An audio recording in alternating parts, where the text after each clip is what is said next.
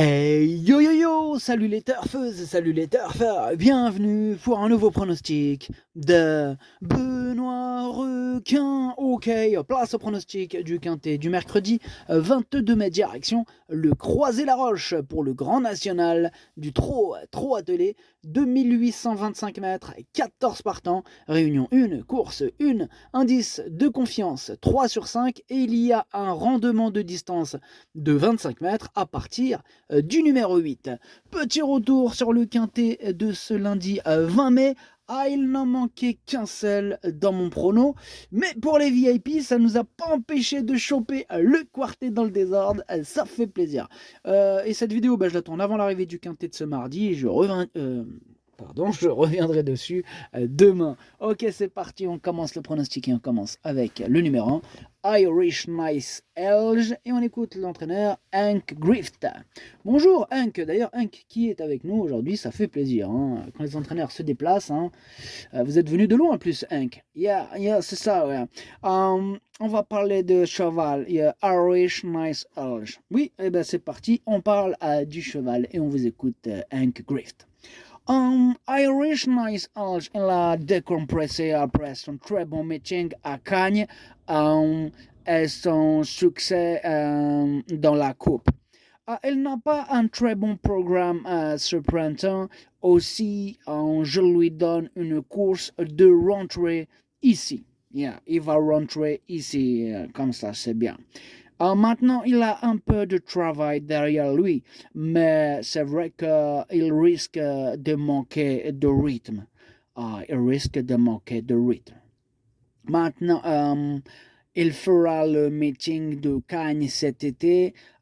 Ici, terminer dans les 5 ne s'annonce pas facile. Non, c'est pas facile. Mais attention, il est dur et il va faire sa course. Ok, merci Hank Grift. Donc, Hank nous dit que son cheval va peut-être manquer de rythme, c'est normal, c'est une rentrée, mais qu'on doit faire attention, il est dur, hein, il va donc faire sa course. Donc, avec un bon parcours, on peut s'attendre à le voir terminer en bout de combinaison numéro 1.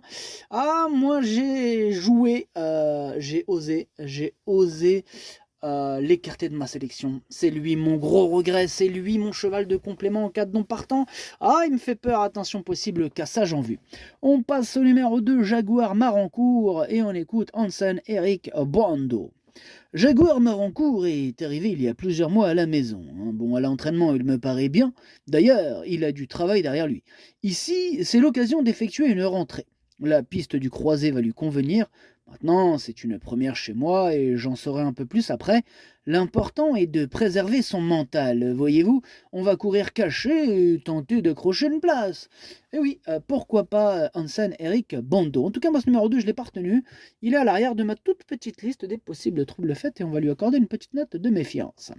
On passe au numéro 3, l'Alto d'Hertal, et on écoute Bart de Grave. L'Alto d'Hertal a été éliminé plusieurs fois au printemps et n'a pas couru pendant plusieurs semaines. Vendredi à Vincennes, il a assez bien tenu sa partie derrière les autres. Tenu sa partie, point. Derrière les autres, il est toujours assez froid. Il a bien récupéré de ses efforts et cette course lui a été bénéfique. Aussi, il aura quelques ambitions ici en tête. Il y a de sérieux clients derrière, mais il peut accrocher une petite place. Oui, comme beaucoup d'autres. En tout cas, moi, pour ma part, j'y crois pas trop à ce numéro 3 et je ne l'ai donc pas retenu. J'en ai préféré d'autres. On passe au numéro 4, Hello Sport, et on écoute Thierry Duval d'Estaing. Hello Sport, il a réalisé une très bonne année 2023. Bon, j'ai un peu de mal à le retrouver pleinement après une période de repos. Là, il a couru en amélioration à Caen, mais il en manquait encore. Hein, ouais.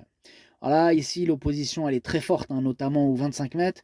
Il va falloir raser les murs pour espérer une petite place. Je signe avant coup pour la 5e. Ouais, bon, juste à la fin, il s'excite un peu avec sa 5e place, en espérant, pour ma part, je ne l'ai pas retenu, donc j'espère qu'il ne va pas terminer dans les 5 celui-là. Il m'embête un peu, c'est un regret, c'est mon deuxième cheval de complément 4 non partant. On enchaîne avec le numéro 5, c'est Gilles Moore, et on écoute Daniel Delaroche. Gilles Moore a fini correctement la dernière fois, on lui avait mis le bonnet fermé. Cette expérience a été dans l'ensemble assez concluante et il va être renouvelé en cette occasion.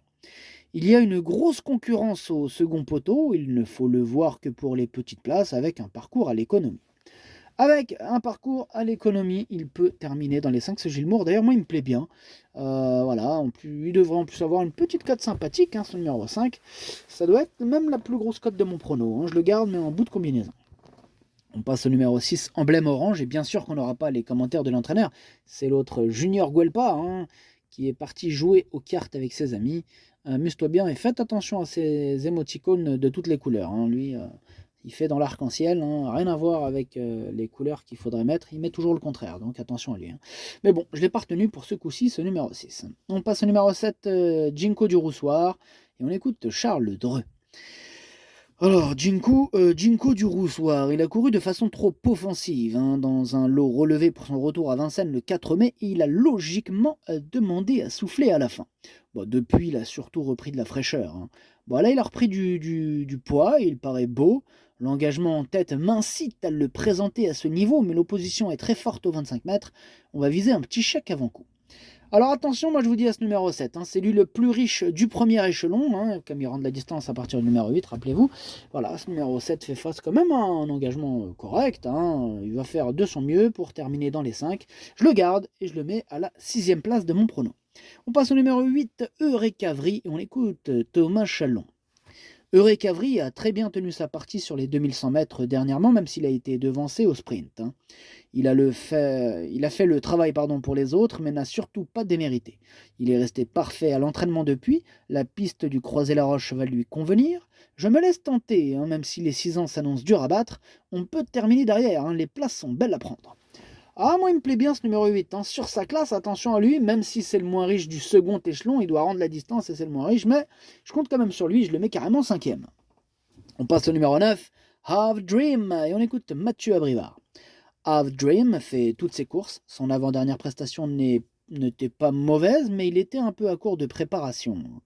Bon, plus récemment, il est bon deuxième, battu par un cheval en grande forme. Il est vraiment bien et aime bien sortir de Vincennes. Courir sur des parcours plats lui convient très bien. Bon, forcément, il y a un vrai lot. Hein. S'il terminait 3e, cela serait merveilleux. Et ce serait comme dans un rêve. Moi, je le mets pas aussi haut. Hein. Je le mets 4e, mais c'est déjà un très beau classement.